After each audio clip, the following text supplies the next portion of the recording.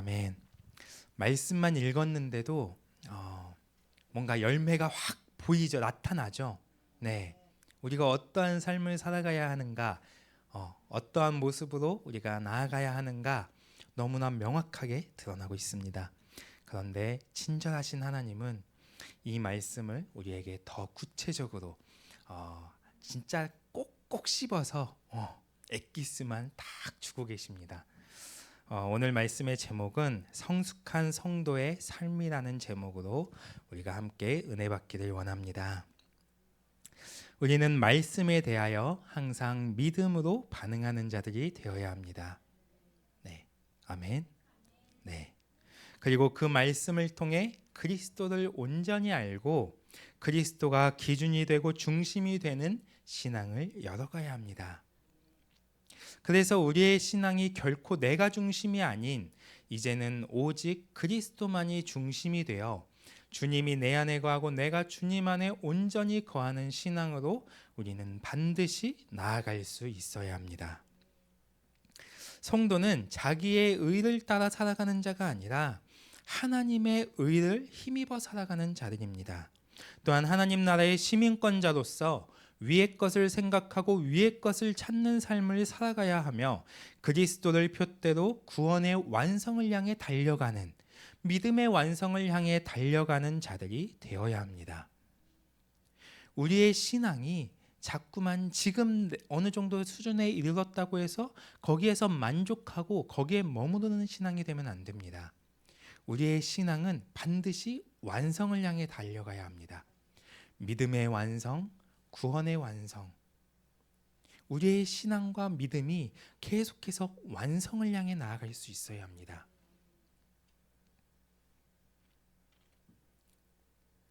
그렇기 때문에 우리가 우리의 신앙 가운데 더욱더 힘을 내야 할 것은 우리 안에 그리스도를 아는 지식이 날마다 더해짐으로 말미암아 우리가 하나님의 의에만 반응할 수 있는, 진리에만 반응할 수 있는 상태로 성장해 가야 하는 것입니다. 계속해서 하나님의 말씀에만 반응해야 돼요. 진리에 반응하는 그 습관, 그 삶의 자세, 그 인격이 우리에게 만들어져서 하나님의 말씀이 아닌 것에는 반응하지 않을 수 있어야 돼요. 그리고 우리의 신앙이 이러한 질서와 방향성을 가지고 나아가기 위해서는 모든 성도가 복음으로 살기를 결단해야 하고 오직 그리스도의 복음에 합당한 삶을 살아가야 합니다. 그러니까 우리가 구원의 완성, 우리의 신앙이 계속해서 완성을 향해 나아가기 위해서는 우리는 반드시 진리에만 반응할 수 있는, 믿음을 계속해서 우리가 오직 믿음과 선을 선택할 수 있는 그 인격을 우리가 만들어 가야 하는데, 그러기 위해서는 지금 우리가 이 복음으로 살기를 결단하고 복음에 합당한 삶을 지금 나의 삶 가운데 계속해서 나타낼 수 있어야 한다는 것입니다. 그러한 시간들이 쌓이고 내 안에 그것들이 근육이 되어져서 내가 이제는 계속해서 하나님의 말씀에만 반응할 수 있는, 그리고 내가 그 더 나아가 이제는 그 구원의 완성, 믿음의 완성을 향해 나아갈 수 있는 그 신앙으로 우리가 점점 회복되어지고 그 신앙으로 우리가 점점 세워져 갈 수 있게 된다는 것입니다. 신앙생활에 있어서 가장 기본이 되고 또 중심이 되고 완성이 되는 것은 주 안에서 모든 것을 행하는 것입니다. 빌립보 교회는 성경에 나오는 교회들 가운데 가장 완성된 교회 중 하나였는데, 빌립보 교회가 이러한 모습으로 세워질 수 있었던 것은 그들은 날마다 자신을 비우고 비워진 그 자리를 진리로 채우고 그리스도로 채우고 성령으로 채우는 질서가 그들에게 있었기 때문입니다. 우리가 알아야 할 것은 내가 새 사람의 상태로 계속해서 나아가기 위해서는 옛사람의 옷 위에 새 사람의 옷을 입는 게 아니라 옛사람의 옷은 완전히 버리고 완전히 벗어버리고 내가 이제는 새 사람의 옷을 입은 상태로 그에 합당한 삶을 살아가야 하는 것입니다. 이게 질서입니다. 그리고 우리 안에 진리와 그리스도와 성령이 채워지기 위해서는 내 안에 존재하는 비진리와 불신앙과 내 자아, 내 뜻, 내 방식, 나의 옛사람의 모습들을 비워내고 벗어버리는 시간이 있어야 합니다. 갈라디아서 2장 20절과 같이 내가 죽어질 때 이제는 그리스도가 내 안에 사시는 시간이 오게 되는 것입니다.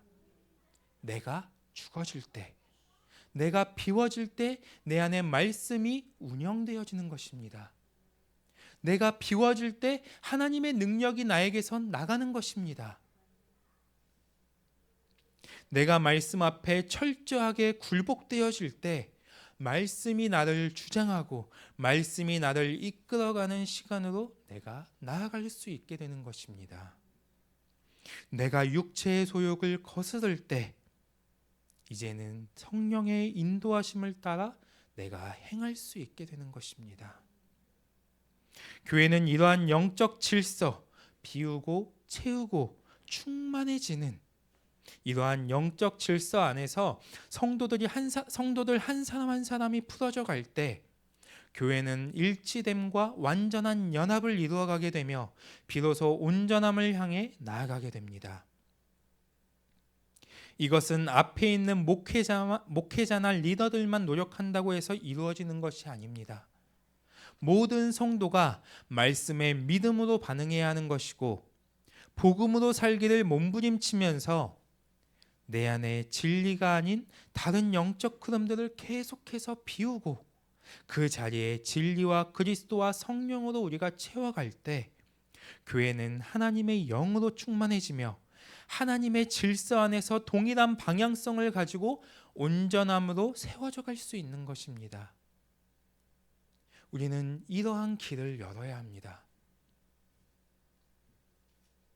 성도는 교회를 통해 성숙한 그리스도인으로서의 삶을 열어갈 수 있어야 하는 것입니다.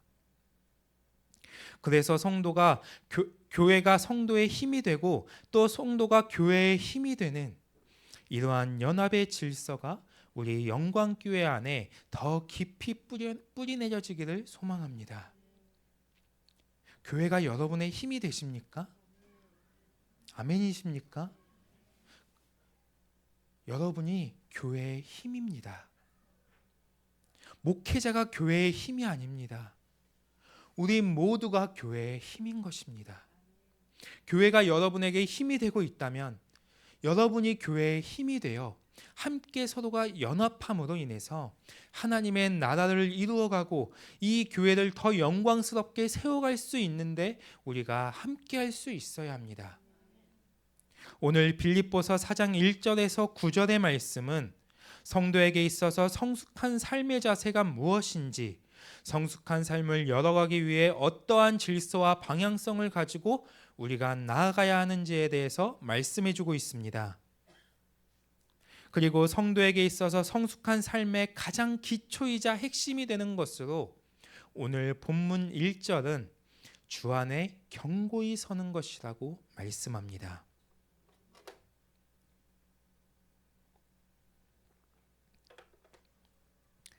지금 너무나 많은 교회가 주 안에 견고히 서 있지 않아요. 이게 한국 교회의 아픔이고 이 아픔이 이제는 계속 흘러가는 것이 아니라 방치되는 것이 아니라 이제는 돌이키는 시간이 와야 합니다. 하나님의 때는 점점 가까워오고 있고 주님의 재림의 날은 점점 가까워오고 있습니다. 이럴 때일수록 우리는 주 안에 견고히 서야 합니다. 제가 지난 주중에도 말씀을 드렸지만 교회가 너무나 많은 부분 사람이 중심이 되어 움직이고 있습니다. 어떤 교회는 목회자가 너무 하나님보다 앞서가고 있고 어떤 교회는 성도가 목회자를 쥐락펴락하고 있는 이게 남의 일이 아닙니다. 제가 말씀드렸잖아요. 제 동기 2명의 그 사역에 대해서 2명이 목회를 내려놨습니다. 쉬고 있는 경우도 있고 한 교회는 그 목회자가 교회를 떠나버렸습니다.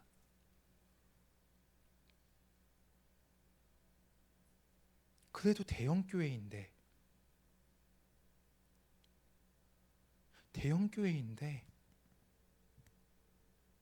성도들이 목회자를 향해서 하나하나 다 트집 잡고 다 태클 걸면서 목회자를 못 살게 구는 겁니다.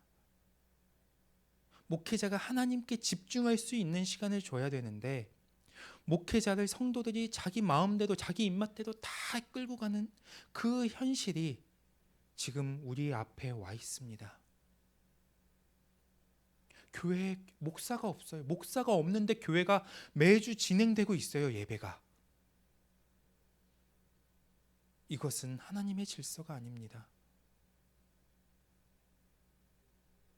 목회자가 등을 토닥여주지 않았다고, 저 사람과 나를 다르게 대했다고, 누구는 악수만 해주고 누구는 등까지 토닥여줬는데 나는 왜 등을 토닥여주지 않냐고 거기에 시험이 들어서 목사에게 공격을 합니다. 목사에게 시험 들었다고 합니다. 이게 우리나라입니다. 이게 마지막 때의 교회의 모습입니다. 그러나 중요한 것은 여기에 우리가 머무는 것이 아니라 이제는 회복하고 돌이키는 시간이 있어야 합니다. 어떻게 돌이킬 수 있습니까? 우리가 말씀을 믿음으로 받고 우리가 그 말씀 안에 주 안에 견고히 세워져 가는 시간들을 통해서 우리의 머리는 사람이 아니라 우리의 머리는 오직 주님임을 인정하고 그것을 믿음으로 인정하고 그것을 우리의 삶 가운데 계속해서 복음에 합당한 삶을 우리가 살아가면서 정말 주님이 나의 머리가 되시는지 내 안에 그 부분에 대한 결핍이 있다면 그것을 해결하고 이제는 주님이 온전히 나를 이끌어 가실 수 있는 시간으로 내가 만들어져 가야 되는 것입니다. 그것은 어떠한 한 사람만 노력한다고 어떠한 리더들만 노력한다고 해서 이루어지는 것이 아닙니다. 함께 이루어가는 것입니다. 목회자는 올바른 말씀을 전해줘야 되고 올바른 말씀을 들었다면 이제 그 말씀을 가지고 우리는 올바른 삶으로 나아가야 하는 것입니다. 우리는 절대로 하나님에게서 떠나는 자가 되면 안 됩니다. 하나님께 인정받고 하나님이 보시기에 기쁨이 되는 성도의 모습으로 우리는 나아갈 수 있어야 합니다. 모든 성도는 반드시 그리스도의 복음에 합당한 삶을 살아가야 합니다. 이것은 십자가를 통해 나의 옛사람을 완전히 못 박아 죽임으로 내 안에 존재하는 죄와 죄의 모든 뿌리까지 완전히 제거하고 그 자리에 새 사람의 번성이 이루어질 수 있도록 생명의 주체이신 그리스도와의 지속적인 연합을 이루어가는 과정입니다.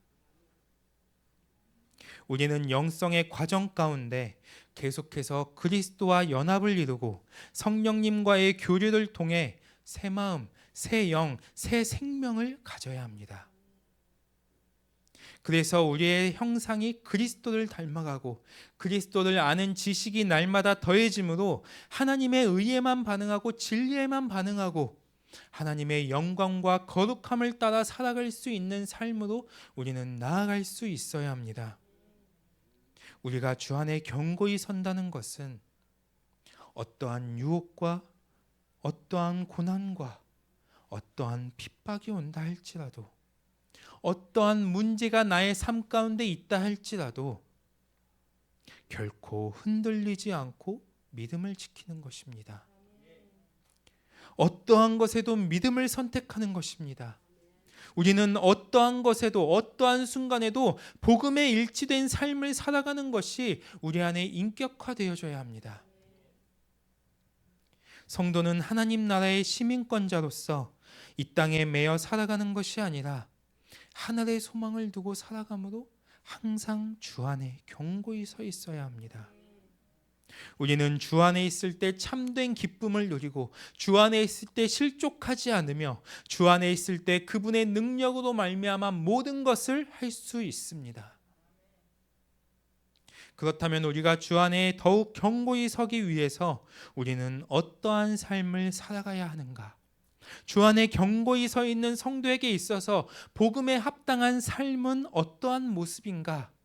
이 부분에 대해서 우리가 함께 좀 살펴보길 원합니다. 첫 번째로 주 안에서 같은 마음을 품어야 합니다. 2절에 보면 사도 바울이 두 여인에 대해서 이야기를 하고 있는데 거기 2절에 내가 유오디아를 권하고 순두개를 권하노니 주 안에서 같은 마음을 품으라. 여기에서 말씀하고 있는 유오디아와 순두개, 이들은 빌립보 교회 안에서 많은 영향력을 끼치고 있는 자들이었습니다. 그런데 어떤 이유에서인지 이 두 여인 사이에 무엇인가 문제가 있고 그로 인해 서로 안에 생긴 갈등으로 인해서 서로가 다른 마음을 가진 채 빌립보 교회의 불화의 원인이 되고 있는 것입니다. 우리는 이 문제가 정확하게 어떤 것인지는 알 수 없지만 우리가 집중해서 초점을 맞춰야 할 부분은 문제가 무엇이냐가 아니라 그들이 다른 마음을 품고 있다는 점입니다. 우리는 자꾸만 어떠한 문제가 생기면 그 문제에 우리의 초점을 맞춥니다. 무엇이 문제고 그게 문제이기 때문에 내가 이럴 수밖에 없다라고 생각합니다. 그런데 하나님의 질서는 문제를 바라보는 것이 아니라 그 문제는 있지만 그 안에 하나님의 일하심이 있느냐, 그 안에 내가 하나님께 집중이 되어 있느냐, 그 안에 내가 계속해서 하나님을 바라보고 있느냐 하는 것이 더 중요한 것입니다. 즉 교회 안에 분열이 생기는 것은 어떠한 문제 때문이 아니라 서로가 다른 마음을 품는 것에서 분열이 시작된다는 것입니다. 서로가 다른 마음을 품은 것을 방치하게 되면 그 안에는 반드시 다툼과 시기와 분냄과 파당과 수군거림과 혼란이 일어나게 되고 결국에는 분열이 일어나게 됩니다. 교회 안에 파가 생기면 그때부터 교회는 그들에게 있어서 더 이상 교회가 아니라 조직이 된다는 것을 명심해야 합니다. 우리는 조직 생활을 하고 있는 것이 아닙니다. 우리는 조직 생활을 해서도 안 됩니다. 우리는 신앙 생활을 하는 자들이 되어야 합니다. 그래서 사도 바울은 그들에게 있는 문제에 대해서 집중하고 있는 것이 아니라 그들이 서로가 같은 마음을 품을 것을 권면하고 있는 것입니다. 교회 안에는 하나님의 사랑이 흘러가야 하고 진리 안에서 한 마음 한 뜻 하나의 영으로 움직여야 하는데 그러기 위해서는 서로가 주 안에서 같은 마음을 품을 수 있어야 합니다. 즉 성도는 하나님의 뜻으로 하나가 되어야 하고 진리로 하나가 되어야 하고 성령으로 하나가 되어야 한다는 것입니다.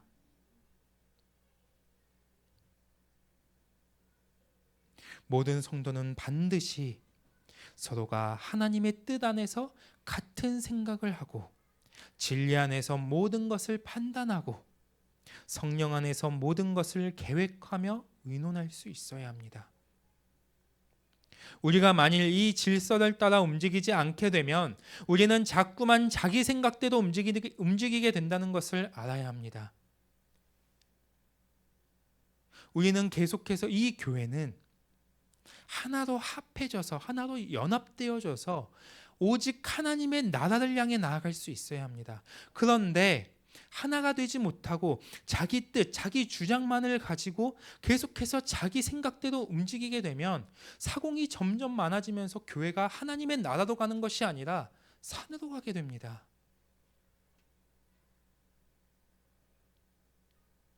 우리는 반드시 하나님 안에서 연합될 수 있어야 합니다. 진리로 연합될 수 있어야 합니다. 그리스도의 사랑으로 하나 될 수 있어야 합니다. 교회뿐만 아니라 가정과 우리의 삶의 터전에서도 마찬가지입니다. 우리는 인생사 가운데 수없이 많은 문제들을 만나게 됩니다. 그러나 그때마다 우리가 자꾸만 문제에 집중하거나 문제의 모든 신경을 빼앗겨 버리거나 문제에 메어버리는 자들이 되어서는 안 됩니다. 성도에게 있어서 문제가 발생했을 때 그 문제가 어떠한 것이냐는 중요한 것이 아닙니다. 하나님께서는 우리에게 감당할 시험만 허락하신다고 말씀하고 있습니다.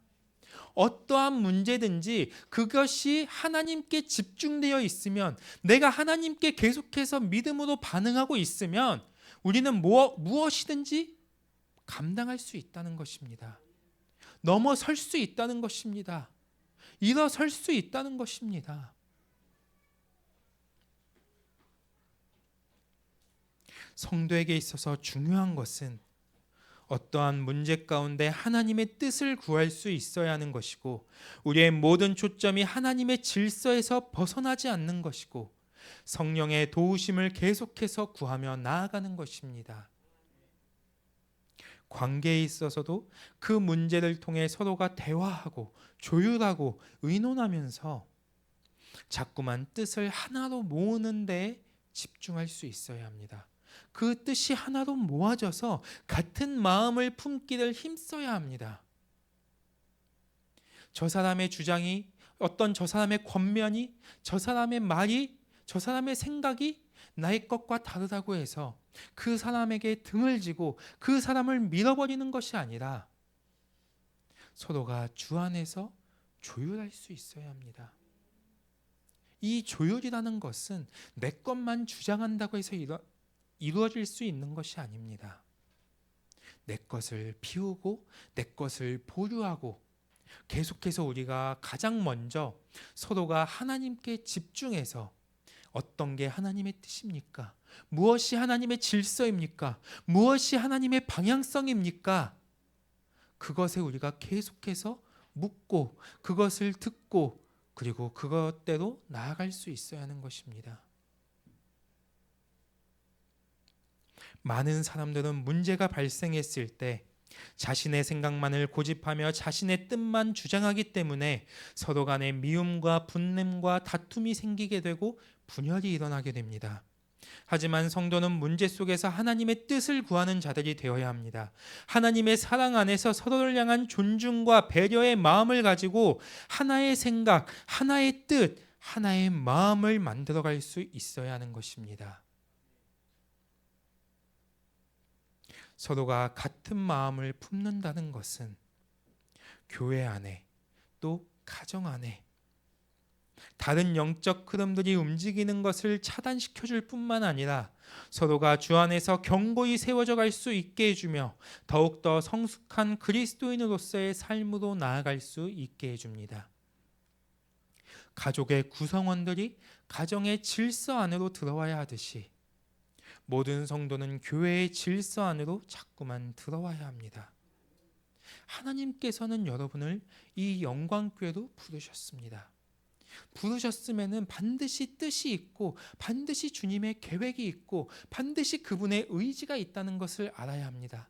그렇다면 우리가 해야 할 것은 이곳에서 내가 계속해서 내 질서만을 내세우는 것이 아니라 내 주장만을 계속해서 내세우는 것이 아니라 하나님의 뜻을 내가 받았기 때문에 내 하나님께서 보내셨다면 그분의 뜻이 있음을 믿고 이 교회의 질서 안으로 우리는 더 깊이 들어올 수 있어야 합니다.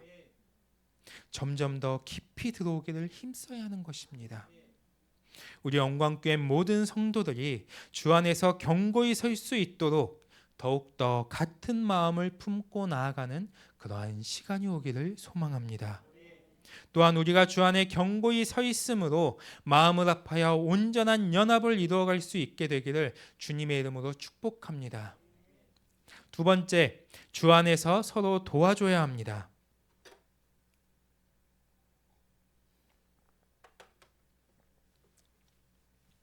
3절을 보면 또 참으로 나와 멍에를 같이 한 내게 구하노니 복음 위에 나와 함께 힘쓰던 저 여인들을 돕고 또한 글레멘드와 그 외에 나의 동역자들을 도우라.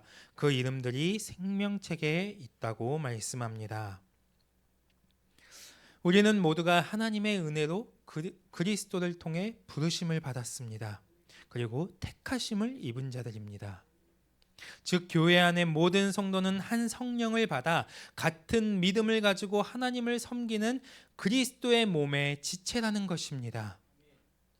몸의 원리는 오른팔이 무엇인가를 들 때 그 짐이 무거우면 자연스럽게 왼팔이 따라갑니다. 함께 해줍니다. 오른팔이 힘들 때 왼팔이 지켜만 보고 있지 않습니다. 이것은 즉각적으로 함께하게 되는 것입니다. 교회는 그리스도의 몸이기 때문에 교회 안에 어떠한 일이 생기면 몸의 지체인 공동체가 일사불란하게 움직이는 것이 마땅한 질서라는 것입니다. 교회 안에 이러한 움직임들이 더욱더 자연스러워져야 합니다. 오른팔이 무엇인가를 들었을 때 이게 무겁잖아요, 만약에. 근데 왼팔이 나도 오늘 힘들었어. 나도 오늘 뭔가 많이 했어. 난 여력이 안 돼. 하고 왼팔이 따라가지 않습니까? 아닙니다. 왼팔이 얼만큼의 힘을 사용했고 얼만큼의 힘든 일을 감당했든지 오른팔이 힘들면 왼팔은 자연스럽게 가서 돕습니다. 교회의 질서라는 것은 나의 상황과 나의 문제와 나의 감정이 어떠하든 교회가 움직일 때 성도가 한 마음으로 함께 움직여지는 것이 교회의 질서라는 것입니다. 우리가 섬기는 교회도 하나님께서 세우신 것이고 우리의 가정도 하나님께서 세워주신 것입니다. 그리고 그 안에는 누구나 다 부족함이 있고 연약함이 있을 수 있지만 공동체 전체가 같이 움직일 때 하나님께서는 그 가운데 놀라운 역사들을 이루어 가실 것입니다. 자꾸만 나의 관점에서 그 부족함을 바라보고 그것을 판단하면서 불평을 토로하는 것이 아니라 주 안에서 더욱 견고하게 세워져 갈 수 있도록 서로가 도와줄 수 있어야 합니다. 우리가 앞에서도 보았지만 현재 빌립보 교회는 무엇인가 분명히 문제가 있습니다. 그리고 그 문제의 중심에는 유오디아와 순두계라는 두 여인이 있습니다. 하지만 사도 바울은 문제를 바라보며 이들을 비난하고 질책하는 것이 아니라 이들의 복음을 위한 수고와 헌신을 기억하며 부족하고 연약한 부분에 대해서는 지체들로 하여금 도와줄 것을 권면하고 있는 것입니다. 성도들에게 있어서 사도 바울의 이러한 질서 원리는 굉장히 중요한 것입니다. 문제를 바라보면서 서로의 부족함과 연약함을 질책하거나 비난하는 것이 아니라 우리 모두가 동일하게 그리스도로 말미암아 부르심을 받았고 같은 믿음 안에서 하나님을 섬기는 자들임을 기억하고 서로의 부족함과 연약함을 함께 채워줄 수 있어야 합니다. 교회의 부르심을 받은 성도에게 있어서 가장 중요한 사명은 그리스도의 몸을 세우고 그리스도의 몸의 각각의 지체로서 하나 되어져야 하는 것입니다. 하나님이 우리에게 말씀하시는 신앙의 자세는 자기 만족과 자기 유익을 위해 사는 것이 아니라 그리스도와 같이 공동체의 유익을 구하는 자가 되는 것이고 나는 더 낮아지고 겸손해지면서 나보다 남을 더 낮게 여기고 내가 수고하고 희생하면서 기쁨과 사랑으로 지체들의 연약함을 채워줄 수 있는, 그래서 모두가 교회를 아름답게 하고 그리스도의 몸을 세우고 모든 지체가 말씀의 질서 안에서 하나 되어지는 것이 성숙한 성도의 자세인 것입니다. 여러분을 돌아보십시오. 나 혼자로서는 너무나 많은 연약함이 있고 부족함이 있습니다. 그러나 옆에 계신 공동체를 바라보십시오. 나의 연약함을 채워줄 수 있는 공동체, 나보다 잘하는 것이 훨씬 많은 공동체가 우리와 함께하고 있습니다. 우리는 그것을 볼 수 있어야 합니다. 인정할 수 있어야 합니다. 우리의 시선이, 우리의 초점이 계속해서 상대방 누군가의 연약함만을 바라보고 부족함만을 계속해서 바라보고 판단하는 것이 아니라 우리는 계속해서 나의 부족함을 채워줄 수 있는, 나의 연약함을 계속해서 누군가가 채워주고 있음을 우리는 발견할 수 있어야 하는 것입니다. 그럴 때 공동체가 모이게 되면 얼마나 기쁨이 있겠습니까? 얼마나 감사하겠습니까? 서로에 대해서. 교회 안에 많은 손길들이 있기에 교회가 움직이고 있는 것입니다. 각자 봤을 때 많은 부족함이 있을 수 있습니다. 하지만 그 부족함이 우리가 하나 되어질 때 온전함으로 역사되어지는 것입니다.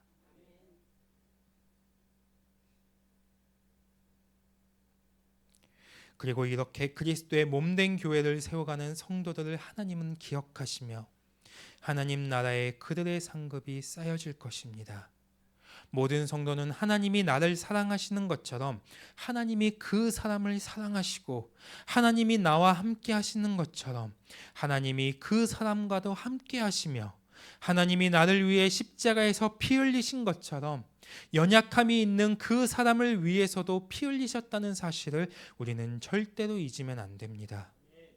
이것이 사도 바울이 3절의 말씀에서 그 여인들의 연약함을 질책하지 않고 다른 지체들로 하여금 서로가 주 안에서 도와줄 것을 권면하는 이유입니다. 사랑하는 성도 여러분, 성경은 우리에게 한 영혼을 얻는 것이 천하를 얻는 것보다 귀하다고 말씀합니다. 그러므로 우리 영광교회 모든 공동체는 주님의 몸의 지체로서 서로를 믿음의 눈으로 바라보고 서로를 위해 기도해주며 힘이 되어주고 격려해주고 때로는 인내하면서 주 안에서 서로 도와줄 수 있는 성숙한 공동체가 되어야 할 줄 믿습니다. 우리 옆에 계신 분들을 한번 바라봐 주세요. 믿음의 눈으로. 그리고 이야기해 주셨으면 좋겠습니다. 내가 돕겠습니다. 네. 우리 한 번 더 할게요. 우리 목사님과 사모님을 다 바라봐 주세요. 내가 돕겠습니다. 네. 얼마나 벅차시겠어요. 네. 얼마나 소망이 생기시겠습니까? 아멘을 안 하시네요. 아니, 목사님 사모님이 하셔야 되는데 그쵸? 좀 부족했나? 다시 한번 해드릴까요? 네, 내가 돕겠습니다. 네, 우리가 도와야 합니다. 우리가 함께 만들어가는 나라입니다. 네. 세 번째로 주 안에서 기뻐해야 합니다. 4절에 보면 주 안에서 항상 기뻐하라. 내가 다시 말하노니 기뻐하라. 사도 바울은 성도들로 하여금 기뻐할 것을 권면하면서 기쁨이 항상 우리 안에 충만해야 함을 강조하고 있습니다. 왜냐하면 기쁨은 우리가 승리하고 있음에 대한 증거이며 기뻐하는 것은 성도에게 있어서 가장 강력한 힘이자 능력이고 기쁨이 충만할 때 우리가 하나님의 뜻을 올바르게 분별할 수 있기 때문입니다. 그래서 성도가 주 안에 견고히 서기 위해서는 항상 기쁨으로 충만해야 합니다. 4절에서 기뻐하라는 것은 현재 능동태 명령법으로 어떠한 상황 가운데에서도 순간순간 계속 기뻐할 것을 명령하고 있는 것입니다. 자, 기뻐하십시오. 네, 기뻐하십시오. 순간순간. 네. 성도는 주 안에 있을 때 참된 기쁨을 누릴 수 있습니다. 그리고 그 기쁨은 상황과 환경에 의해서 기뻐하게 되는 것이 아니라 주님만으로 기뻐하고 주님을 신뢰함으로 기뻐하고 주님의 선하심과 그분의 인도하심으로 기뻐하는 것이기 때문에 내 상황과 내 환경에 따라 결코 변하지 않습니다. 그러므로 우리는 끊임없이 주님이 우리에게 주시는 기쁨으로 기뻐할 수 있어야 합니다. 주님이 우리에게 주시는 기쁨을 선택할 수 있어야 합니다. 나의 상태와 감정과 나의 환경에 상관없이 주님으로 기뻐하고 주님이 주시는 기쁨을 선택할 수 있어야 하는 것입니다. 나를 구원하신 주님의 은혜를 생각할 때 우리는 감사할 수밖에 없고 찬양할 수밖에 없고 내가 무엇을 하든 어디에 있든 주님이 나와 함께 하시고 나를 지켜주신다고 말씀하셨기에 그 말씀을 믿는 순간 모든 근심과 두려움은 사라지고 기뻐함으로 담대하게 나아갈 수 있는 것입니다. 빌립보서 4장 19절에 나의 하나님이 그리스도 예수 안에서 영광 가운데 그 풍성한 대로 너희 모든 쓸 것을 채우신다고 말씀하십니다. 주님만으로 기뻐할 수 있어야 합니다. 여러분이 주님만으로 기뻐하시기 바랍니다. 우리가 주님이 주시는 기쁨으로 살아갈 때 나머지 모든 것은 우리의 하나님이 다 채우시고 다 이루어 주실 것입니다. 아멘이십니까? 하나님이 우리에게 모든 것을 채우실 것을 약속하셨기에 우리는 믿고 기뻐할 수 있어야 합니다. 믿고 담대하게 나아갈 수 있어야 합니다. 믿음으로 선포하며 승리를 외칠 수 있어야 합니다. 네 번째, 주 안에서 넓은 마음으로 다른 사람을 품어줘야 합니다. 5절, 너희 관용을 모든 사람에게 알게 하라. 주께서 가까우시니라. 여기에서 말하고 있는 관용은 넓은 마음으로 남을 품는 것을 의미하는데 이것은 남의 잘못에 대해 너그럽고 다른 사람의 결점을 판단하는 것에 있어서 인자한 태도를 말합니다. 그래서 기본적으로 관용이라는 것은 자기중심적이지 않은 사람에게서 나타날 수 있는 태도입니다. 성도는 반드시 자기중심적인 신앙과 사고를 버리고 하나님 중심의 신앙과 하나님 중심의 사고를 가지고 살아갈 수 있어야 합니다. 그래서 자꾸만 주님의 마음으로 다른 사람을 대하며 주님이 나에게 베푸신 자비와 사랑과 인내와 용서를 나의 이웃과 모든 사람들에게 베풀 수 있어야 합니다. 로마서 12장 17절과 같이 성도는 누구에게든지 악을 악으로 갚는 자가 아니라 모든 사람에 대하여 선한 것으로 마음을 쓰는 자가 되어야 합니다. 주님이 나를 용서하심과 같이 나도 다른 사람을 용서하는 자가 되어야 합니다. 오늘의 말씀은 모두 내 힘으로 내 노력으로 할 수 있는 것이 아닙니다.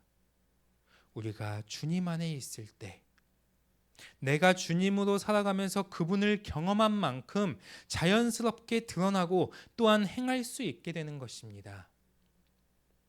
성도에게 있어서 우리의 이웃에게 관용을 베푸는 것은 매우 중요한 질서입니다. 왜냐하면 이것은 상대방을 살리고 보호하는 것이기도 하지만 나를 지키고 보호하는 것이기도 하기 때문입니다. 내가 주님 안에서 경험한 아버지의 마음을 가지고 다른 사람을 사랑하고 이해하고 인내하고 용서할 때 그 영혼에게 하나님의 사랑이 흘러가고 하나님의 마음이 전달되는 은혜의 역사가 일어납니다. 그리고 나에게는 다른 영적 흐름이나 나쁜 생각, 악한 마음들이 차단되어지므로 내 안에 죄가 들어오는 것으로부터 보호받을 수 있게 되는 것입니다.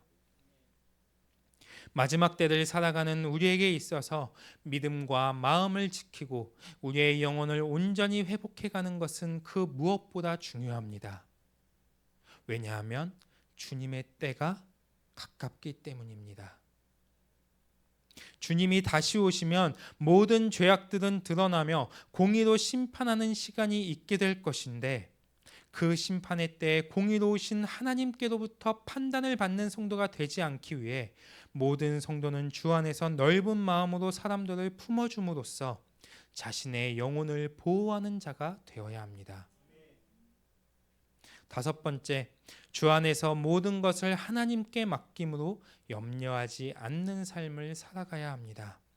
6절에 아무것도 염려하지 말고 다만 모든 일에 기도와 간구로 너희 구할 것을 감사함으로 하나님께 아뢰라. 많은 사람들이 살아가면서 수없이 많은 것들에 대해 염려와 걱정, 근심을 합니다. 특별히 어떠한 문제에 직면하게 됐을 때 그 염려는 걷잡을 수 없이 커지며 걱정과 근심이 많아지면 우리의 마음은 점점 불안해지고 분주해지게 됩니다. 그렇다고 해서 우리가 염려한다고 문제가 해결되거나 무엇이 이루어지는 것은 없습니다. 이것을 성경에서는 너희 중에 누가 염려함으로 그 키를 한 자라도 더할 수 있겠느냐라고 말씀하면서 결국 사람이 염려를 통해 이룰 수 없는 것은 하나도 없다고 말씀하고 있습니다. 그러니까 염려라는 것은 우리가 통제할 수 없는 것들에 대해서 쓸데없이 근심에 빠지는 것이며 미래에 대한 짐을 지고 스스로의 마음을 공연히 괴롭히는 것입니다. 사람들은 흔히 목숨을 위하여 무엇을 입을까, 무엇을 마실까 걱정합니다. 그러나 마태복음 6장에서 예수님은 들의 백합화를 입히시고 공중의 새를 먹이시는 하나님을 기억하고 그분을 신뢰하며 이런 것들에 대해 염려하지 말라고 말씀하십니다. 오늘 있다가 내일 아궁이에 던져지는 들풀도 입히시거늘 하물며 너희일까 보냐. 성도는 자꾸만 염려를 선택하는 것이 아니라 내가 믿는 하나님, 내가 신뢰하는 하나님께 대하여 계속해서 기도함으로 그분을 의지할 수 있어야 합니다.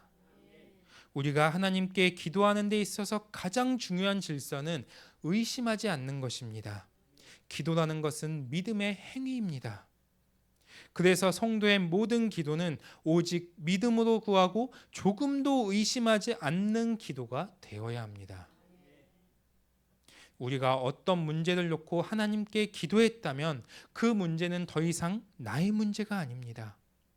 내 생각과 내가 가진 정답을 가지고 하나님께 기도하는 것이 아니라 그 문제를 하나님께 완전히 내어 맡기고 나는 이제 그 문제로부터 자유해질 수 있어야 합니다. 하나님께서 나의 기도를 들으시고 결과와는 상관없이 그 문제에 대해 가장 선한 것으로 우리에게 응답해 주실 것을 믿고 우리는 신뢰할 수 있어야 하는 것입니다. 이러한 질서를 가지고 기도할 때 우리의 기도에는 감사가 있게 됩니다. 성도에게 있어서 기도가 멈춰지면 염려와 걱정, 근심이 올라오지만 성도에게 있어서 기도가 멈춰지지 않으면 믿음이 올라오고 하나님을 붙잡는 힘이 강해지게 된다는 것을 우리는 알아야 합니다. 그래서 모든 일에 하나님께 기도함으로 삶을 하나님께 맡기는 사람은 하나님께서 모든 것을 당신의 선하심으로 인도해 가실 것을 믿기에 그의 삶에, 그의 인생사에 자유함이 있게 되는 것입니다. 그의 인생사에 늘 감사가 있게 되는 것입니다. 우리는 그러한 삶으로 나아갈 수 있어야 합니다. 그리고 이러한 질서를 가지고 나아가는 자들에게 하나님께서는 평강을 부어주심으로 어떠한 것에도 우리가 넘어지지 않을 수 있도록 우리의 마음과 생각을 지켜주십니다.